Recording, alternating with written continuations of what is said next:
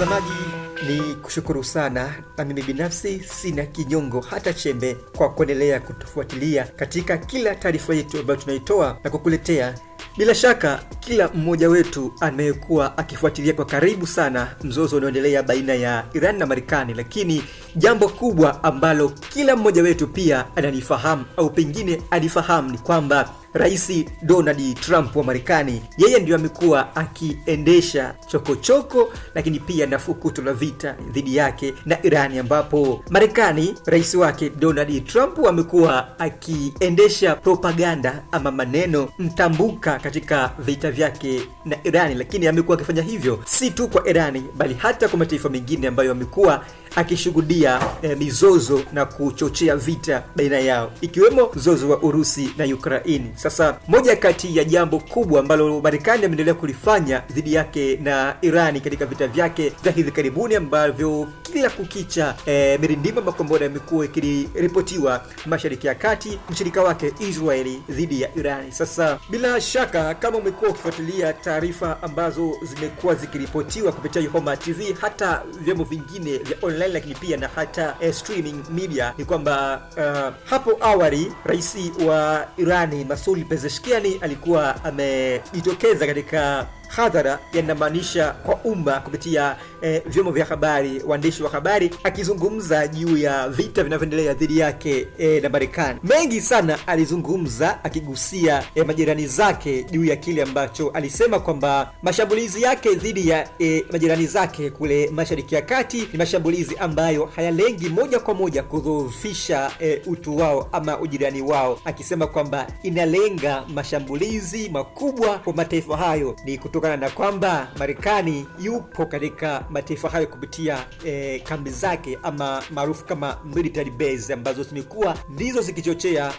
msukosuko na fukuto la vita baina ya Irani na Marekani, lakini pia hata Israeli, na katika baadhi ya maslahi kupitia vituo hivyo ambavyo Irani amekuwa akivishambulia. Sasa kufuatia kauli hii ya rais wa Irani Masoud Pezeshkian, hatimaye Donald Trump, bingwa wa propaganda katika vita lakini pia na katika uhasama wa mizozo ya kikanda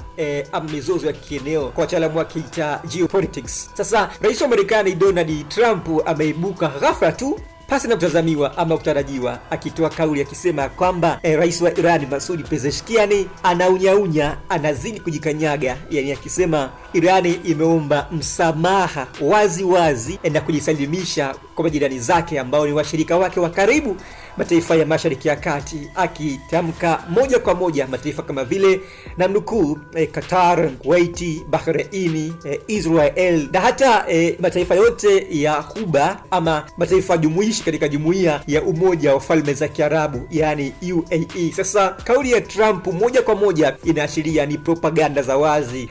anamkebehi Irani, lakini Irani haikuomba msamaha na kusema kwamba ninaomba msamaha, naomba mniwie radhi ama mnisamehe kwa kuwashambulia na nimeshindwa vita kati yangu na Marekani pamoja na mshirika wake Israeli, jambo ambalo ni propaganda, jambo ambalo si la kweli. Wataalamu wa mambo wanasema kwamba Marekani ufalme kwenye hili. Na katika kuzima jaribio hili la rais wa Marekani Donald Trump na kuonesha ukubwa wa Irani na kwamba haijaomba radhi na wala haikujisalimisha kama ambavyo rais Trump amesema, Irani imefanya shambulizi kubwa kabisa katika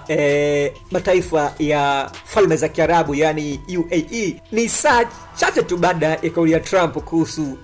msamaha wa Pezeshkian kwa mataifa haya washirika wake Mashariki ya Kati. Sasa nikukumbusha kidogo mtazamaji kwamba wakati vita hivi vikiendelea,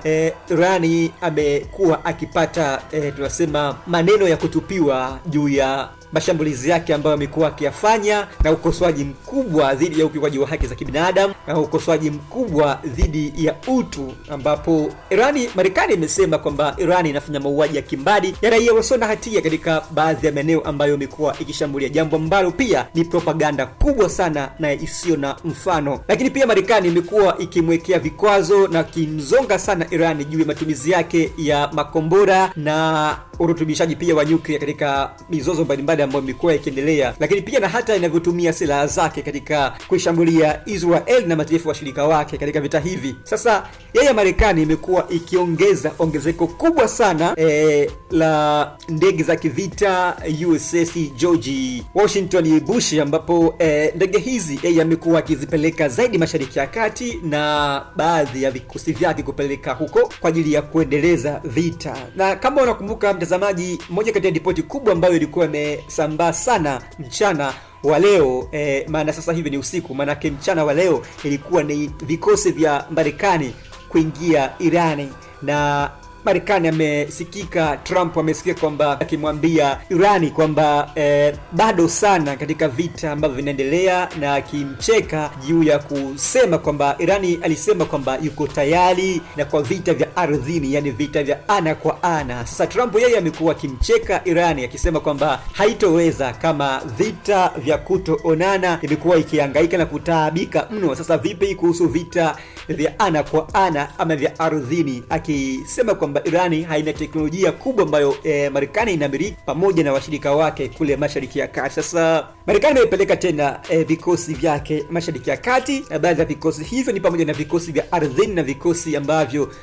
nasema vya angani, yani ndege vita pia zimeelekea kule Mashariki ya Kati. Kumbuka Irani, Marekani alipeleka meli kule ya kivita Mashariki ya Kati, meli ya Abraham Lincoln, meli kubwa kabisa ambayo kwa mujibu wa wataalamu katika masuala mzima ya silaha na vita wanasema kwamba meli ile pale ina uwezo kukaa baharini takribani kwa miongo kadhaa bila kupewa kupatiwa sapoti ya nishati, kwa maana kama mafuta ama wala wanajeshi wa mule ndani kuweza kupata chakula kingine. Kwa hiyo meli hiyo ina uwezo kuhimili mikiki mikubwa. Sasa meli hiyo ni kubwa ya Abraham Lincoln Mashariki ya Kati kwa ajili ya kusukuma vita hivi ambavyo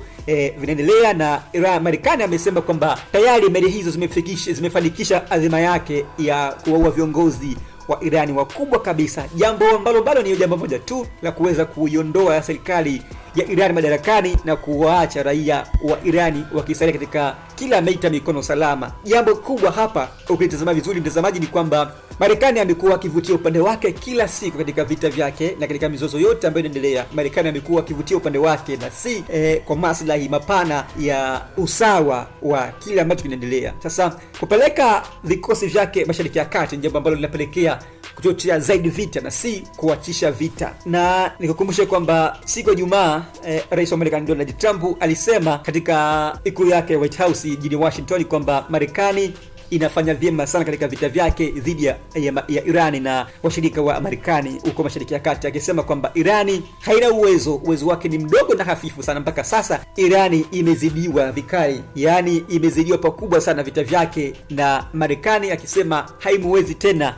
Marekani katika vita vinavyoendelea dhidi yake na Irani. Katika matamshi yake hayo, Trump aliongeza kwamba Irani imeharibiwa vikali kiasi kikubwa, kiasi ambacho utendaji wa vikosi vyake vya anga na ardhini umekuwa ni hafifu. Lakini kama unakumbuka mtazamaji ni kwamba Irani kumeripotiwa kila siku Irani kufanya mashambulizi makubwa sana kuangamiza huko Israel katika mji mbalimbali, ikiwemo mji mkuu Israel yani Tel Aviv na miji mingine jirani ya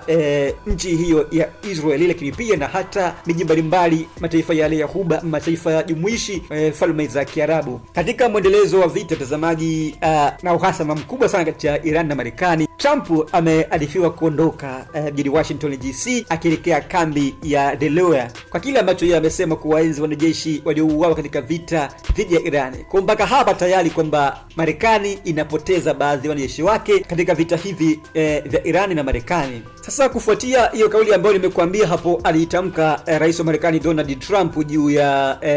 kupropaganda dhidi ya Iran, sasa Iran imeibuka na kusema kwamba mashambulizi dhidi ya kambi za Marekani Mashariki ya Kati na sehemu zingine ambazo zina washirika wa karibu na Marekani ni sehemu tu ya kujilinda na si uadui kama ambavyo imekuwa ikielezwa. Hayo yameelezwa na Iran kupitia wizara yake mambo ya nje ambayo inasimamiwa na Waziri Abbas Araghchi, ambapo Iran imejibu mashambulizi ya Marekani na Israeli, ambapo taarifa ya wizara hiyo inasema kwamba kujibu mashambulizi ya Marekani na Israeli ni haki ya asili ya Tehran, yani Iran, ya kujilinda, ikizitaka nchi za kikanda kutoruhusu eneo lao kutumika kwa mashambulizi mashambulizi dhidi ya Irani. Katika taarifa ya wizara hiyo pia imesema operesheni za kujilinda za Irani dhidi ya kambi na vifaa vya kijeshi vya Marekani katika eneo hilo hazipaswi kutafsiriwa kwa vyovyote kama uadui dhidi ya nchi jirani za Irani. Na kwa hakika vyote hivyo vinafanywa chini ya haki ya kujilinda inayotambuliwa katika sheria za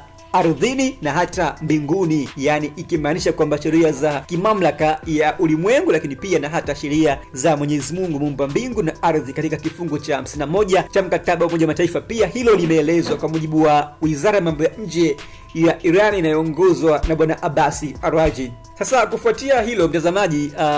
rais wa Falme za Kiarabu Mohammed bin Zayed Al Nahyan yeye ameibuka tu kufuata mkumbo wa Marekani na ametoa onyo akisema kwamba Irani nchi yake, yani nchi za Falme za Kiarabu, sio mawindo rahisi, na kuita Tehrani adui mkubwa sana kwa kile ambacho imeendeleza kufanya dhidi ya rafiki yake wa karibu Marekani. Na katika taarifa hiyo ya rais huyo Mohammed Nahyan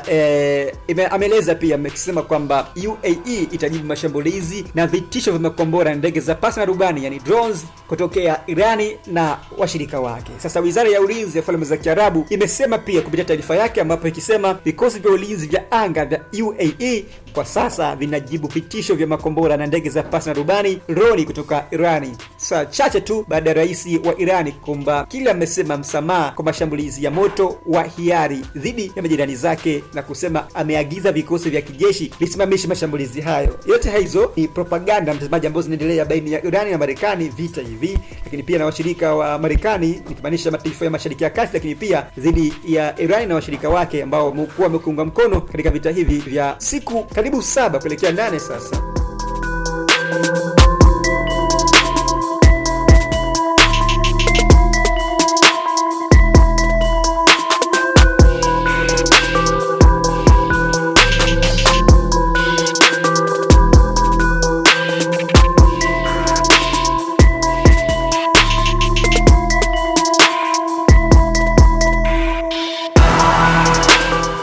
Usisahau kusubscribe,